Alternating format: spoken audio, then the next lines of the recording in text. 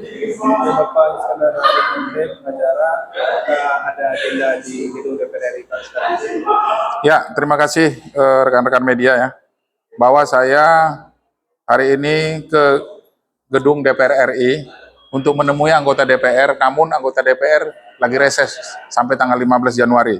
Yang mana kedatangan saya ke sini adalah membuat pengaduan dan perlindungan hukum sehingga nanti Ketua DPR RI yaitu Puan Maharani dan para anggotanya untuk memanggil yang kita laporkan dalam bukti-bukti yang sudah kita lampirkan, yaitu kasus tentang penyerobotan lahan seluas 5.600 hektar di Mekarjaya, Kecamatan Kikim Barat, Kabupaten Lahat, Sumatera Selatan. Ya, kami juga sudah melaporkan kasus tersebut di Polres Lahat dengan LP 501, ya, dan kemudian juga kami ada menduga penggelapan atau tindak pidana korupsi menggunakan dana desa APBDes, yang mana dana tersebut untuk pembelian lahan, ya, dan lahan tersebut seluas 5.600 hektar dijual belikan kepada perusahaan raksasa, ya, dan menggunakan dana negara.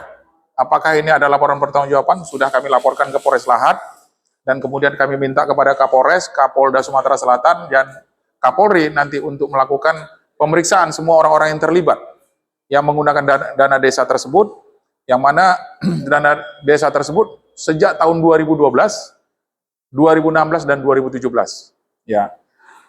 Dan uang tersebut digunakan untuk pembelian lahan dan dijual kepada perusahaan. Itu yang saya sampaikan. Jadi nanti surat yang sudah kami masukkan, yang sudah diterima ini oleh bagian penerimaan surat, untuk kepada Ketua DPR RI Puan Maharani, ya kan, pada Ibu Ketua nanti akan merekomendasikan kepada Komisi 3, ya, Ketua Komisi 3 yaitu Bang Habibur Rahman, ya, untuk memanggil orang-orang yang terlibat dalam hal ini, yaitu RDP nanti untuk mendengarkan pendapat.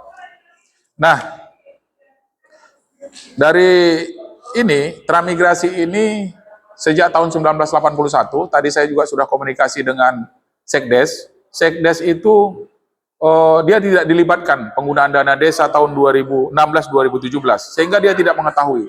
Dan Sekdes juga menjadi korban. Sekdes tersebut menjabat sampai tahun ini menjadi korban, yang mana untuk masuk ke desa tersebut, ke daerah tersebut, aksesnya sangat sulit, sangat susah. Jalan yang rusak dihancurkan, kemudian jembatan yang dirusak oleh pihak perusahaan agar masyarakat susah keluar masuk. Dan yang paling sedihnya lagi, di zaman ini masih ada daerah yang tidak ada sinyal, ya. Kita minta kepada Bapak Presiden Prabowo untuk nanti menindaklanjuti laporan-laporan kami, baik ke KPK, Komnas HAM, kemudian LPSK yang baru kami masukkan juga ke DPR. Ya, kemudian juga kepada Kejaksaan Agung. Jadi ke Mabes Polri juga kami minta perlindungan hukum.